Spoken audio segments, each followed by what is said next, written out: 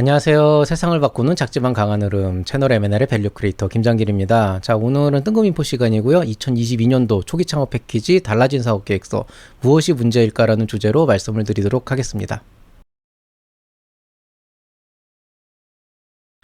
혹시라도 이제 하루 전에 제가 영상을 하나 올렸었는데, 이제 예비 창업 패키지 사업 계획서 달라진 소식 무엇이 문제인가 뭐 이런 걸로 올렸었거든요. 그걸 이미 보신 분들은 한번 이미 어떤 내용이 얘기할지 아실 거예요. 실제로 굉장히 많은 내용이 여기 중복되어 있기는 한데, 근데 제가 초창패를 굳이 따로 찍은 이유는 대체로 초기 창업 패키지 준비하시는 분들은 예비 창업 패키지 강좌 안 보시더라고요. 그래서 이거를 하나로 합치면 또 너무 시간이 길어지고 해가지고 일부러 거의 비슷한 내용이지만은 조금 다른 방향으로 좀 풀어내는 쪽으로 강의를 구성을 했고요. 오늘 한 줄 요약 간단하게 드리면은 이 달라진 사업계획서 자체를 객관적으로 평가할 때는 전반적으로 되게 직관적이고 조금 더 쓰기 좋게 가고 있기 때문에 굉장히 좋은 쪽으로 가고 있는 건 사실이다. 어쨌든 뭔가 계속 발전을 해나가고 있는 건 사실인데 상당히 문제도 분명히 있고, 이 문제 때문에 여러분이 이제 사업계획서를 쓸 때 미묘한 그런 어려움을 겪게 될 거거든요. 그래서 그 내용에 대해서 오늘 좀 말씀을 드리면서 이런 것들을 어떻게 이제 풀어나가야 될지 좀 얘기를 해보겠습니다. 사족을 하나만 더 달게요. 초창패는 좀 더 심해요. 예창패는 그래도 양반이더라고요. 그러니까 이거 강의 보신 분들은 모르겠는데 안 보신 분들도 있으니까, 예창패도 사업계획서가 달라졌는데 거긴 조금 양반이고, 초창패는 뭔가 이거 예비 창업 패키지에 힘 다 쏟은 다음에 초기 창업 패키지 넘어가면서 좀 대충 쓴 느낌? 약간 그런 게 좀 있어요.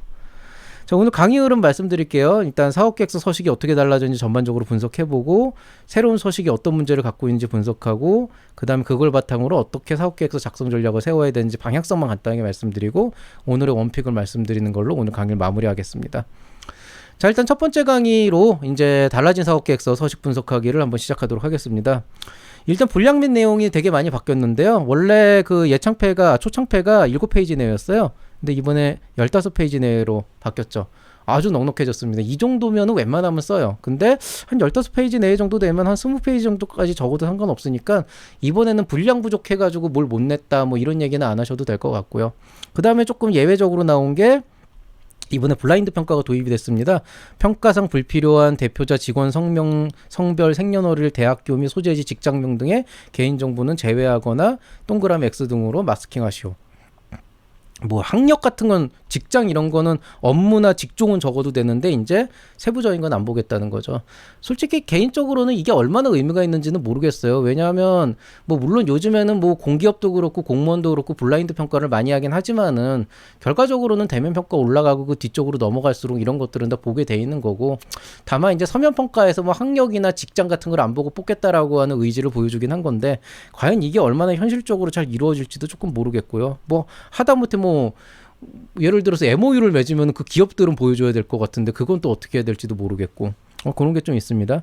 그 다음에 이제 뭐 어쨌든 뭐 공정하게 한다고 생각은 한 것 같아요. 뭐 얘네들 하는 일들이 맨날 이래가지고 조금 뭐 이제는 뭐 새삼스럽지도 않고, 그 다음에 이제 기업 인증 절차가 신설이 돼서 사전에 공동인증서 발급을 받아야 된다라고 돼 있는데, 요건 제가 예전에도 얘기했는데 SCI 기업 실명인증 반드시 미리 해주십시오. 이거 한 2-3일 걸리고요.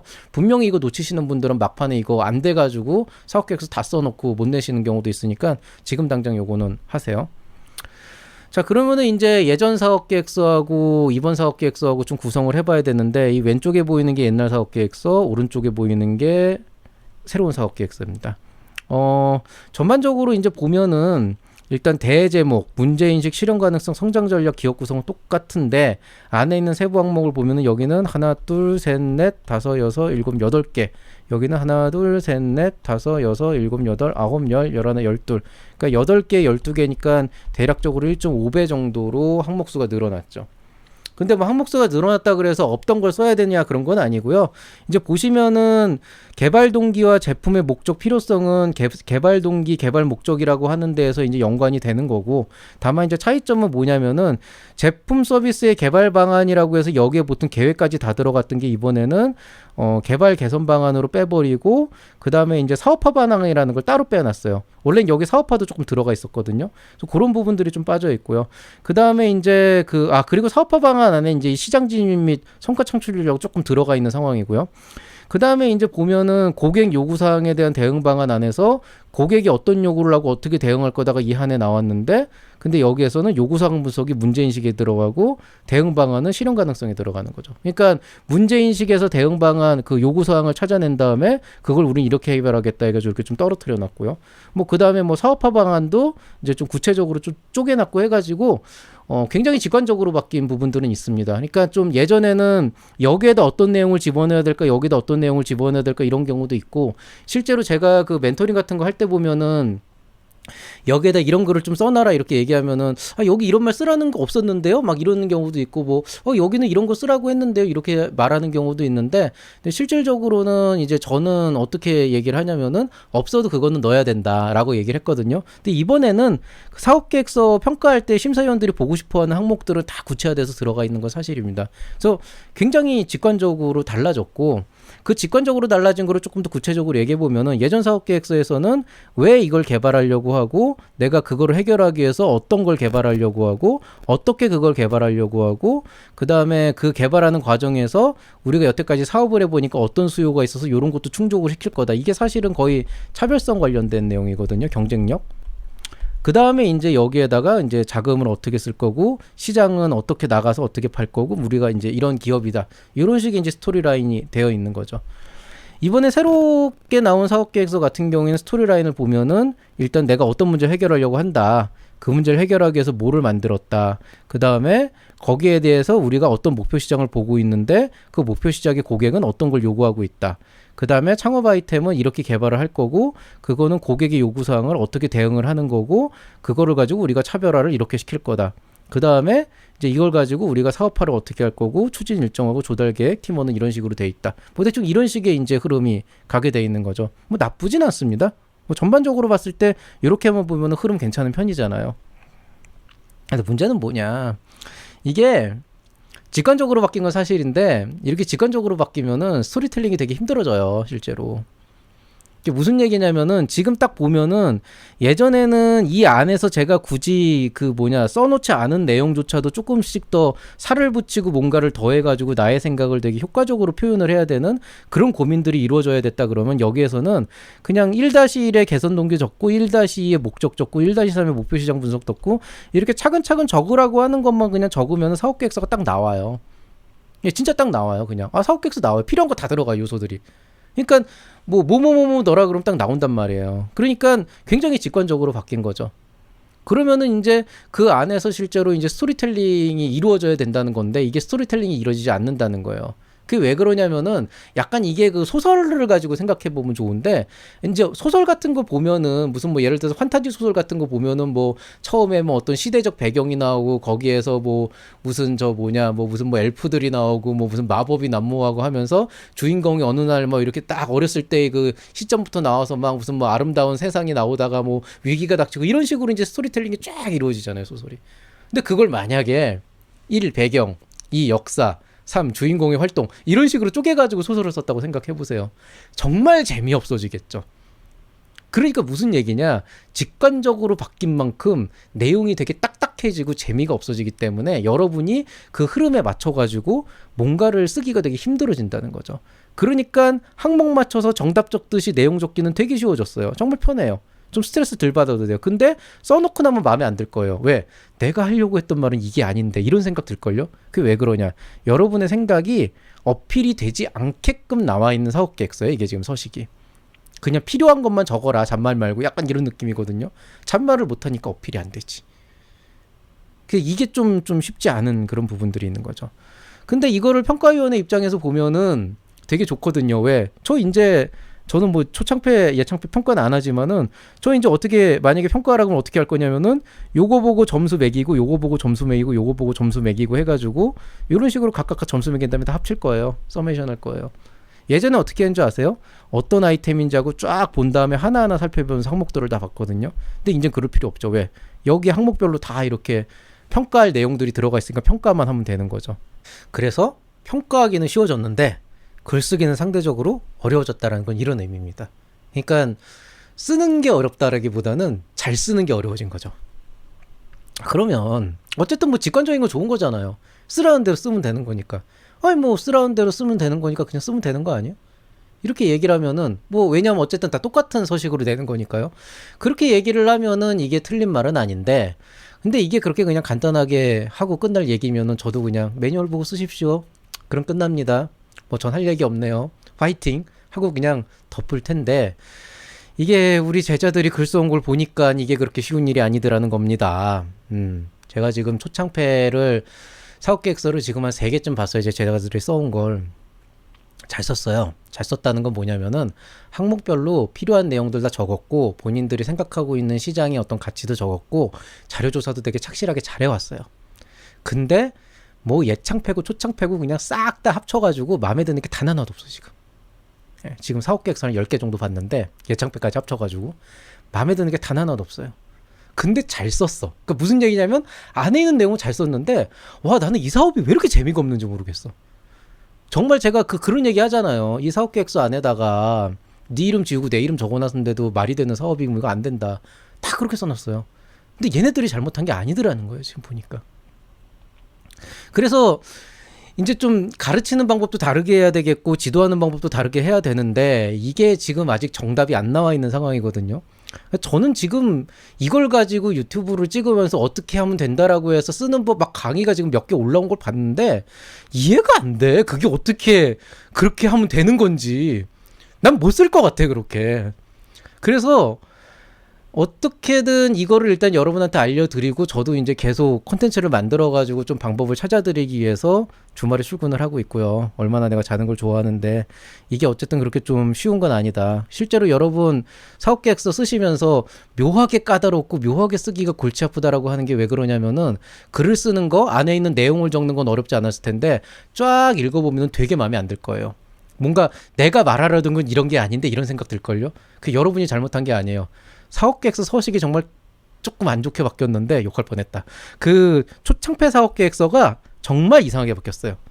그러니까 좀 직관적이긴 한데 안에를 파보면 되게 이상하게 바뀌었어요. 이게 예창패 양반이라니까요, 진짜로.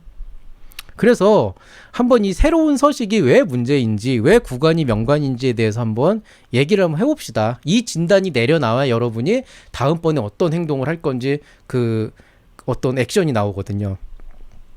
자, 첫 번째.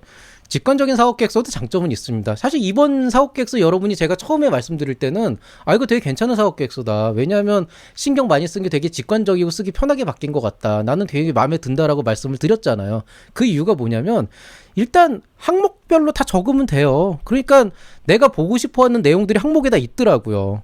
제가 보고 싶어하는 내용이 항목에 있다라는 건 여러분이 그거 맞춰서 쓰면은 제가 그걸 보고 그 사업계획서의 어떤 아이템을 평가하기가 좋다는 거잖아요. 그러니까 여러분은 시험 문제 풀듯이 그냥 쓰면 되는 거죠. 1번 뭐 적으세요? 2번 뭐 적으세요? 적으면 되는 거죠. 그리고 이런 식으로 적는 거는 좀 글쓰기 같은 건 조금 스킬이 필요한 거긴 하지만은 그거는 조금 뭐 컨설팅이나 이런 도움을 받는다고 치면은 그냥 사업계획서 초보자도 아주 기본적인 수준의 사업계획서 작성은 어렵지 않게 쓸 수 있다는 거예요. 매뉴얼도 있잖아요. 그 매뉴얼에 이거 쓰세요 해가지고 정 안 되면 매뉴얼에 있는 거 그대로 항목별로 이렇게 땡땡 해가지고 적으면은 그래도 사업계획서 틀은 나온단 말이에요.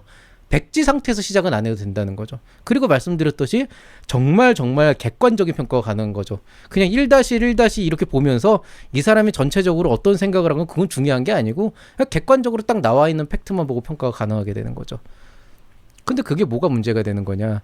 여러분의 아이템이 갖고 있는 사업성이 팩트하고 성과 중심으로밖에 안 나온다는 거예요. 무슨 얘기냐? 여러분은 이 사업을 하면서 지금 당장 매출이 안 나와도 지금 당장 조금 성과가 더뎌도 그동안 쌓아왔던 어떤 시장에 대한 마인드와 방향성에 대한 어떤 비전이 있고 앞으로 사람들과 함께 하려고 하는 계획들이 있고 그 계획들을 뒷받침할 수 있는 어떤 그 자료와 의지가 있겠죠. 근데 그거를 1번, 2번, 3번, 4번 이렇게 다 잡적듯이 적어버리면 흐름의 변화가 안 생겨요. 그냥 다 똑같은 사업계획서가 돼요. 여러분은 그렇게 생각하고 있고 여러분과 동종의 업종을 하고 있는 사람이 똑같이 성과도 없고 아무 생각도 없는데 그 사람이 사업계획서를 쓸 때 여러분하고 똑같이 쓸 수 있단 말이에요. 흐름의 변화가 안 생겨요.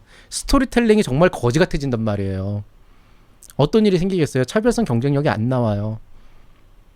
여러분이 쓴 사업계획서 앞에 이름 석자 지우고 김장길이라는 사람을 집어넣으면은 이 사람이 뭔가 공부도 오래 했고 뭣도 오래 했고 한 사람이니까 더 잘하겠구나 이런 믿음을 줄지도 모른다는 거예요.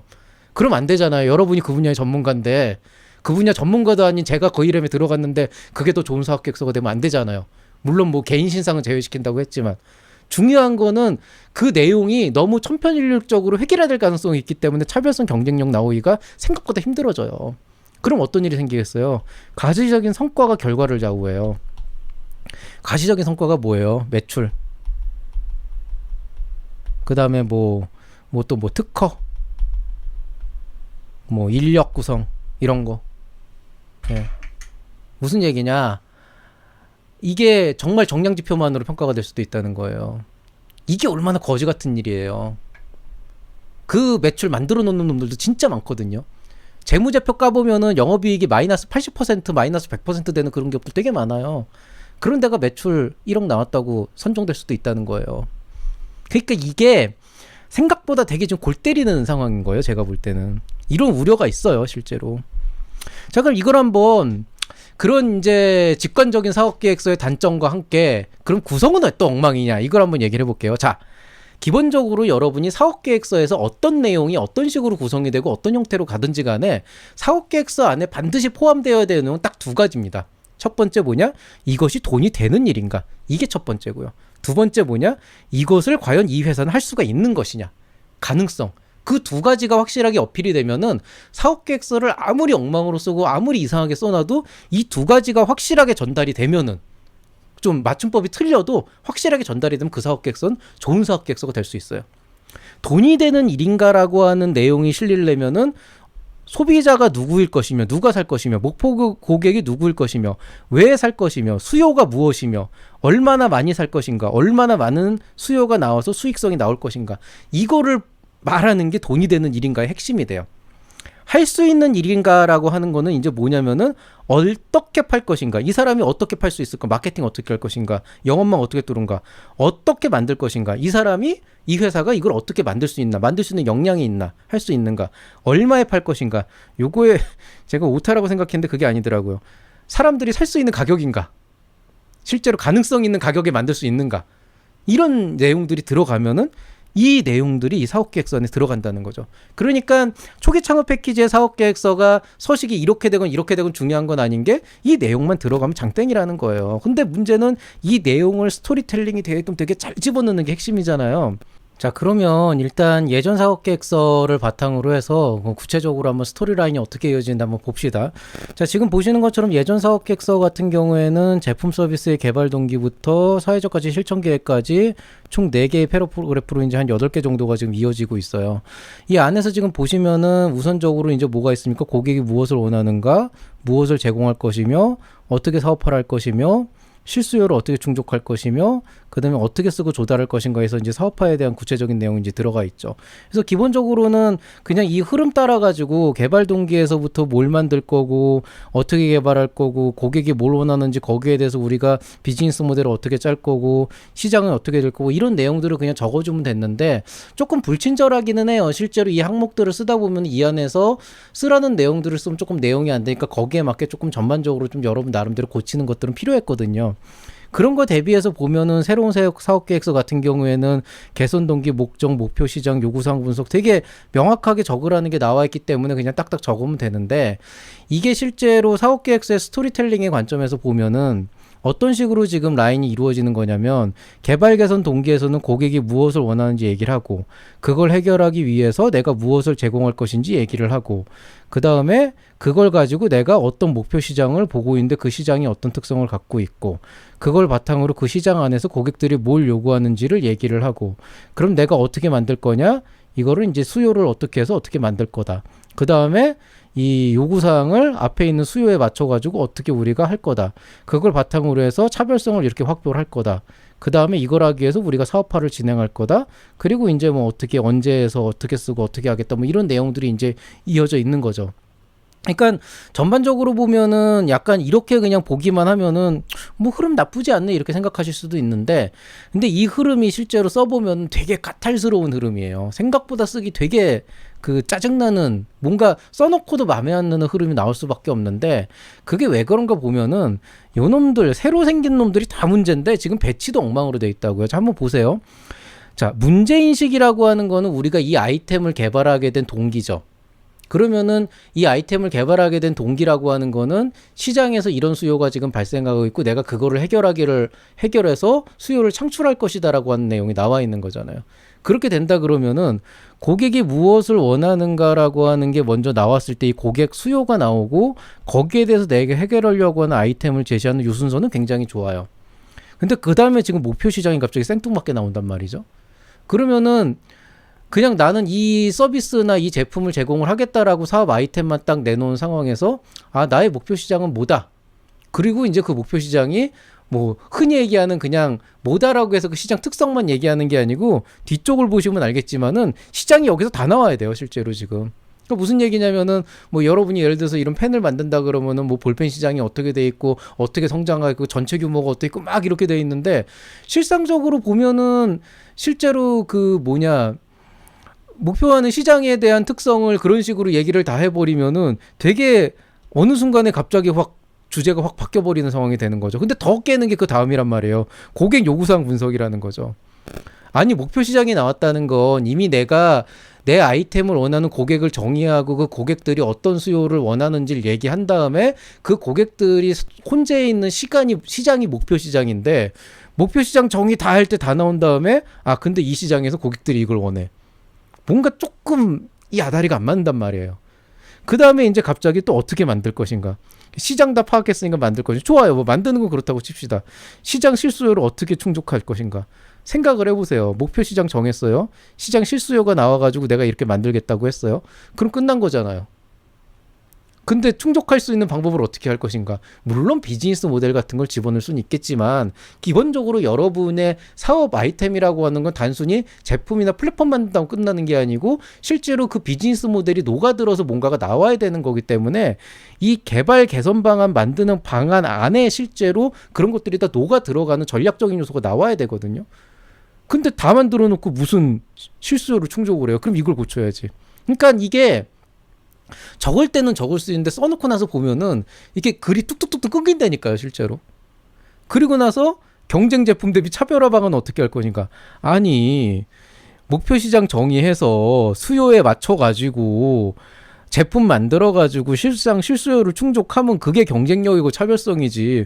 뭘 또 차별화를 뭘 더해, 여기서. 이게 이런 식이에요, 지금 내용이. 그리고 나서 창업 아이템의 사업화 방안이야. 아니, 목표 시장 정의하고 실수요 충족하고 차별화 방까지 나왔으면은 사업화 끝났네. 돈 벌 생각만 하면 되겠네. 그러니까 여기 이제 뭐 비행 같은 걸 넣으란 얘기인데 이거를 이런 식으로 해가지고 뭐 수익 모델, 비즈니스 모델을 나누라 그러면은 이거 전형적으로 일단 만들어 놓고 보자라는 주의로 갈 수밖에 없는 내용이 되거든요.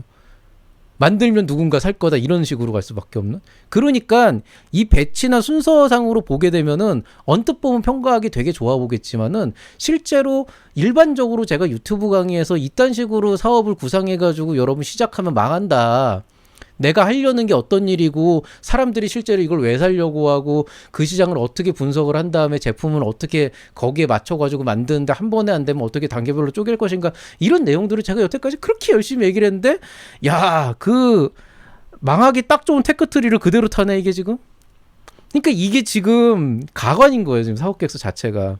근데 문제는 여러분이 이 순서에 맞게 사업계획서를 써야 된다는 거지. 그러니 멀쩡한 사업계획서가 개판이 안 되고 배겨요 이게. 여러분이 이거 쓰면서 은근히 까다롭다고 하는 게 왜 그러냐면은 분명 여러분 머릿속에 되게 좋은 아이템이 있고 그거를 되게 효과적으로 표현할 수 있는 방법이 있었을 텐데 여기에 맞춰서 써보면은 사업이 개판이 될 거예요 분명히. 내가 생각한 건 이게 아닐 건데 이런 게 될 거예요. 우리 애들 사업이 지금 다 이렇게 되고 있다니까요 지금. 그러니까 이거를 그냥 여기에 이거 쓰세요라고 하면 안 된다는 거예요. 물론 평가위원 입장에선 좋죠. 아까 얘기했잖아요. 직관적이라고. 평가위원 입장에서야 그냥 요거 하나씩 본 다음에 말되게 썼네 안 됐나 해가지고 1번 문제 몇 번이 2번 문제 몇 번 이런 식으로 보면 되는 거죠. 그러니까 이거는 완전 거의 뭐 객관식은 아니지만은 단답형 문제로 채점해버리면 된다는 거예요. 근데 원래 사업계획서는 논술 문제로 채점을 해야 되거든요.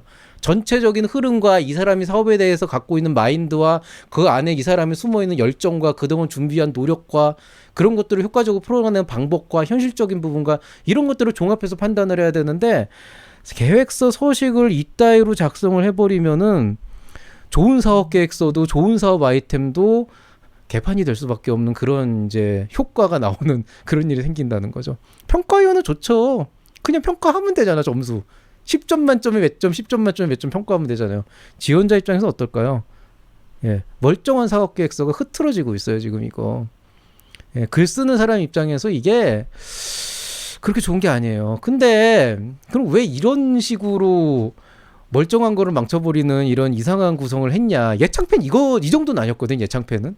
근데 이게 왜 그런가 봤더니 저도 가끔 그러거든요. 저도 강의 준비할 때 이런 강의 되게 괜찮을 것 같다 그래가지고 조성을 해가지고 실제로 자료 만들어서 강의하는데 유난히 이렇게 망하는 강의가 있어요. 진짜 이런 식으로 했더니 애들도 못 알아듣고 사람들도 집중력도 떨어지고 나도 말하기 힘들고 그런 망한 강의들이 실제로 있거든요. 그게 왜 그러냐면 보통 처음 기획하는 거는 머릿속으로 구상해서 이러면 좋겠거니라고 생각을 해서 해봤는데 막상 해보니까 아닌 경우가 있단 말이에요.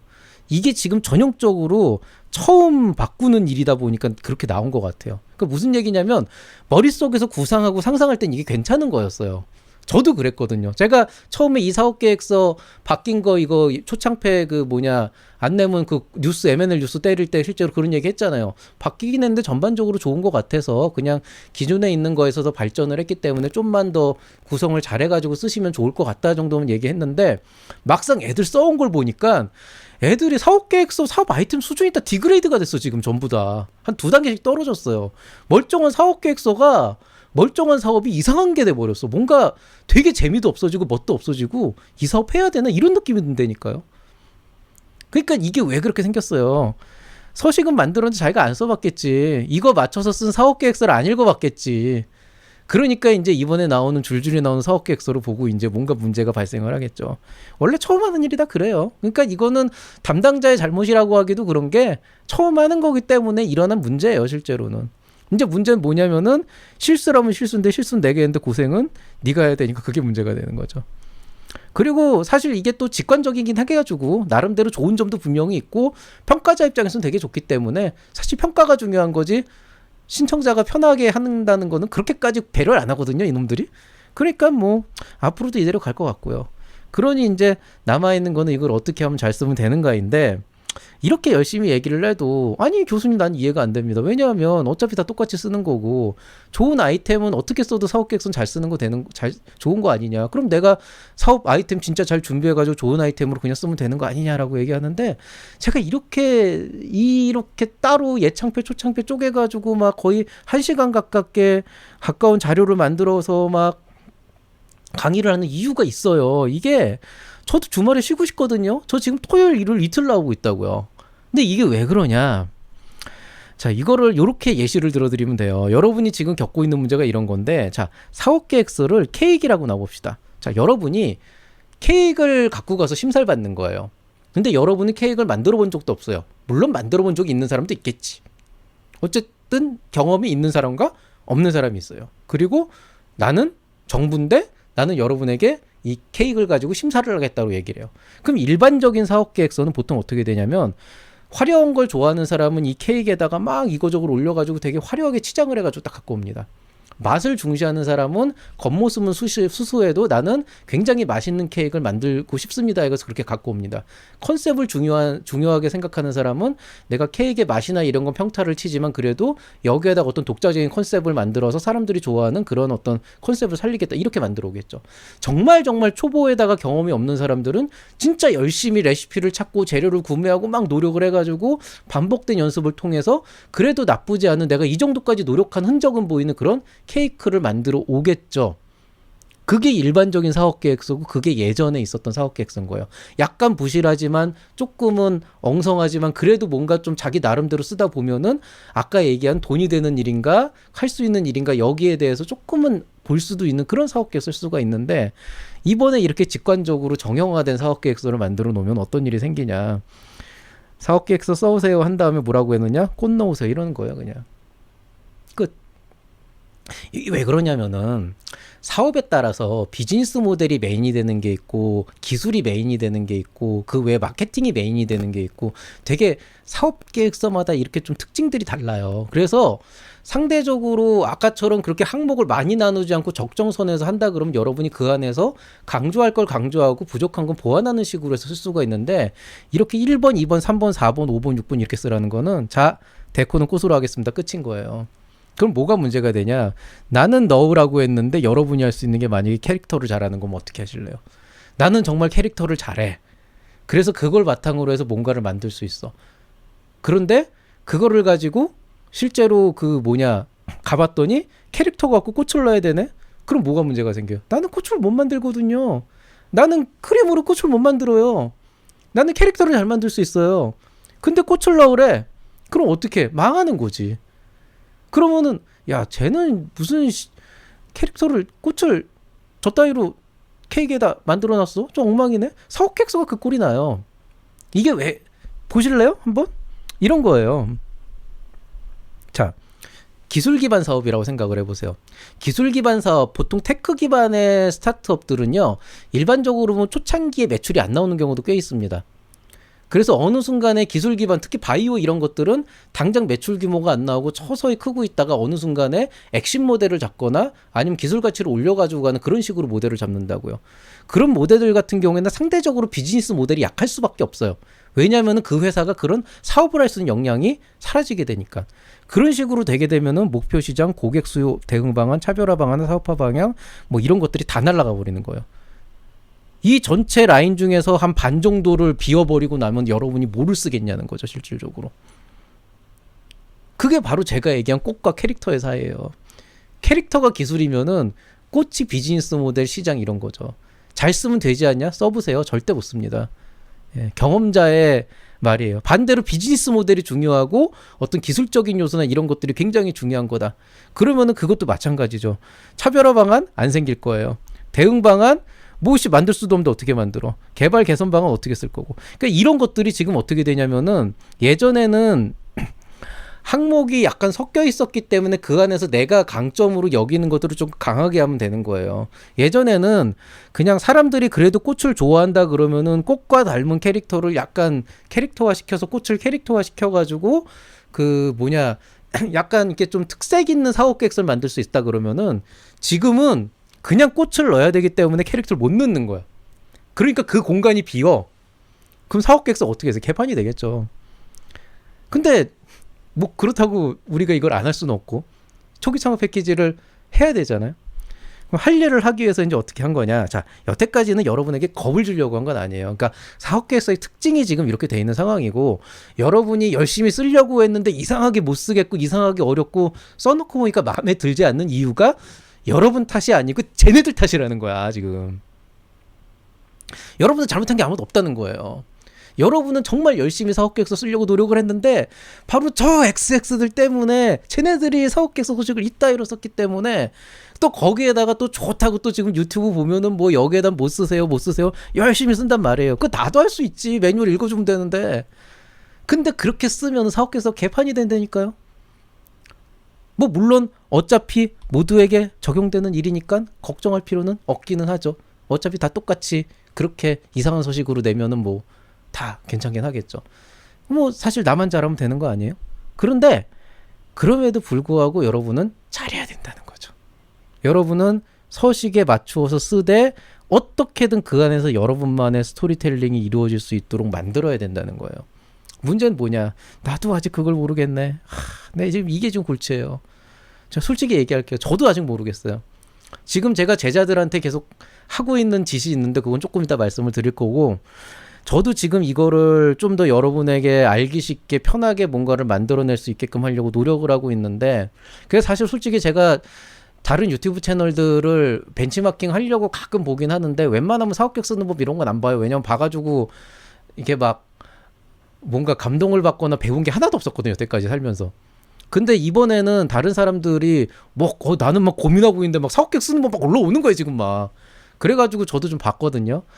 에라이 씨, 아유 정말 하여튼 그렇습니다 지금.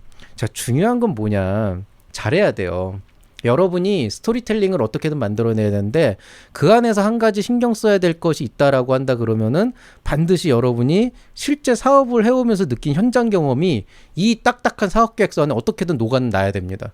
그게 스토리텔링이 녹아나야 되고 여러분이 생각보다 사실은 가진 게 훨씬 많은 사람들인데 지금 그런 것들을 지금 원칙적으로 지금 이렇게 막아놓고 있거든요. 서식 자체가. 근데 여러분 그걸 아셔야 돼요. 이 사업계획서가 좋긴 좋아요. 왜냐하면 아까 얘기했잖아요. 초보자들도 빈칸만 채우면 사업계획서 하나 나와요. 그냥 이렇게 답 적듯이 적으면 나온다고요. 근데 문제는 뭐냐. 초기 창업 패키지 경쟁률이 10대 1이 넘어요. 이제 15대 1, 16대 1 나올 거예요. 왜냐하면 덜 뽑고 많이 지원하니까. 무슨 얘기냐. 여러분이 지원하는 그 지원자들 중에서 상위 10% 안쪽으로 훅 들어가지 않으면 떨어져요. 그러면 시간 낭비한 거예요. 여러분 지금 사업계획서 쓰는 이유가 초기 창업 패키지에 선정되기 위함이에요. 적어도 EBS 안에 들어가서 발표평가로 넘어가야 뭐라도 해볼 수 있어요.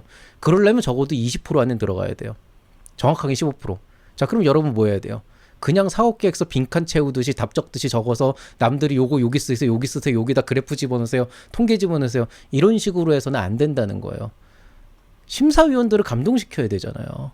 심사위원들이 보고 야 그래 이 사람은 이렇게 시장에 대한 이해도가 높고 이런 생각을 가지고 이렇게 사업계획을 잘 꾸리고 있구나. 그냥 앞에서부터 그냥 딱 보는데 그냥 이 자체가 그냥 하나의 글이네. 그냥 소설이네. 보면서 진짜 정말 좋은 사업이라는 게 느껴진다. 이게 첨단 기술, 메가 트렌드, AI, 뭐 플랫폼, 메타버스 이런 거 아니더라도 되게 괜찮은 사업이다라고 쓸 수 있게끔 해야 되잖아요. 그 어려운 일을 해야 여러분이 안정권에 들어가서 성공적인 지원을 받을 수가 있다는 거죠. 그러니까 여러분이 지금 해야 되는 건 평타 치는 사업계획서 쓰는 거 아니에요. 사업계획서를 이렇게까지 직관적으로 쓸 필요가 없어요, 애초에. 그거보다는 훨씬 더 잘할 수 있는 방법을 써야 돼요. 그래서 아까 얘기했듯이 그걸 하려면 기본적으로는 여러분이 가지고 있는 것들, 현장의 경험들을 진짜 잘 녹여내야 돼요. 아주 사소한 거 하나까지도. 컨설팅에 의존하면 안 됩니다. 컨설팅에 의존하면 그 사람들 여기에다 정답 적는 거니까 잘 적어주겠죠, 정답은. 그래프 잘 넣어주고 그림 이쁘게 넣어주겠죠. 네. 그걸로 안 된다는 거예요. 그 평타치는 사업계획서로는 그냥 간당간당하게 떨어질 수도 있다는 거죠. 물론 아이템이 조금 낮지만.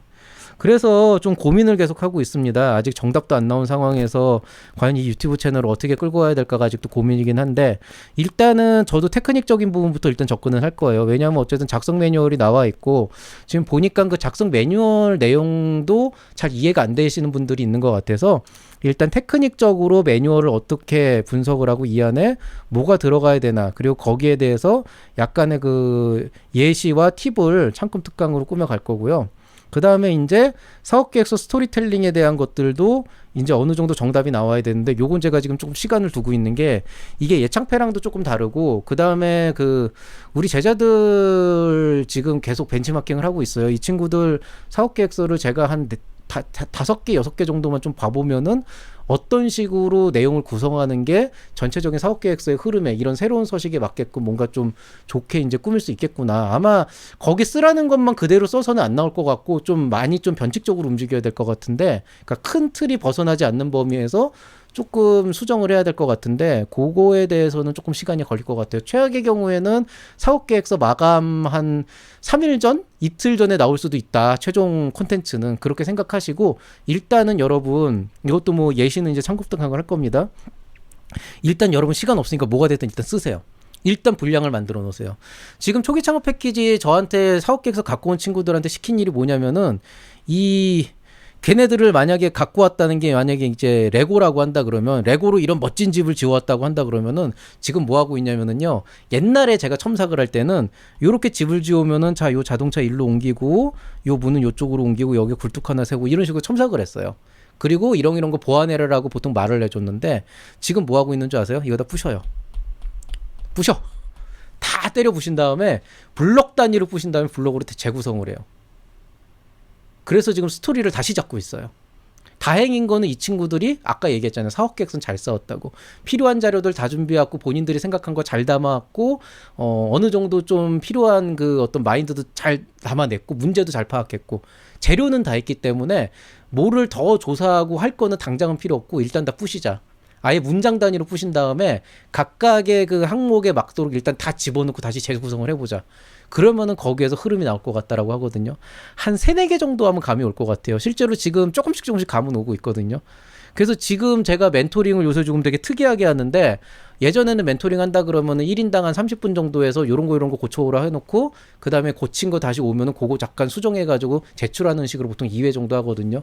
지금 제가 진행하고 있는 멘토링이 보통 한 20분, 30분짜리로 한 최소 5회에서 6회 정도 진행하고 있습니다. 물론 점점 더 줄어들긴 하겠죠. 이제 방법이 나올 테니까.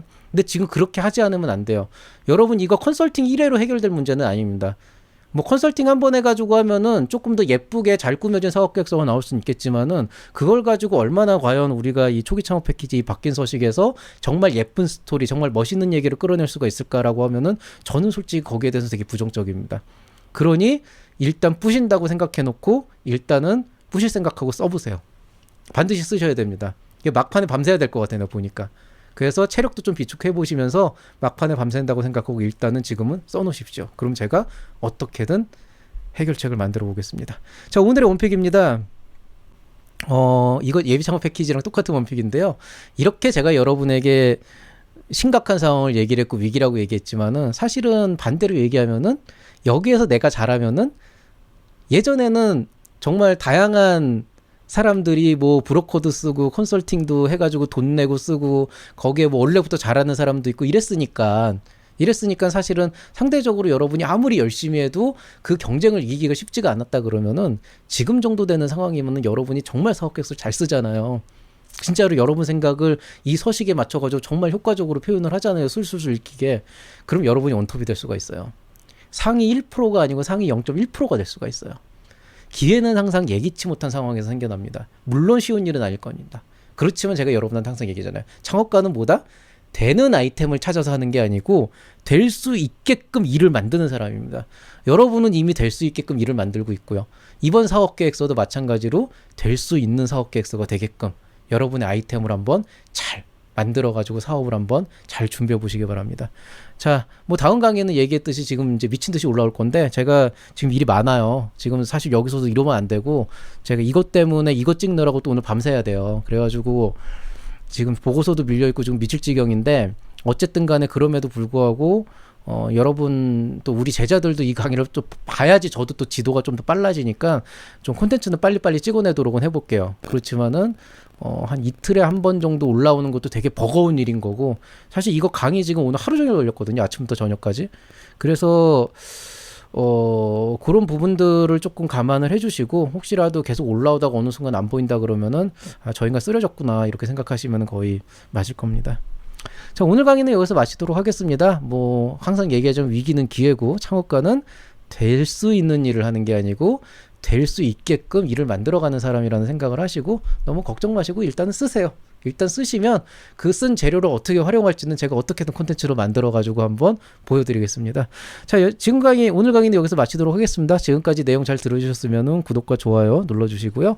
창업가 여러분의 성공과 행복을 기원합니다. 모두들에게 좋은 결과가 있기를 바라면서 저는 이만 인사드리겠습니다. 이상 채널 M&A의 밸류 크리에이터 김장길이었습니다. 여러분 사랑합니다.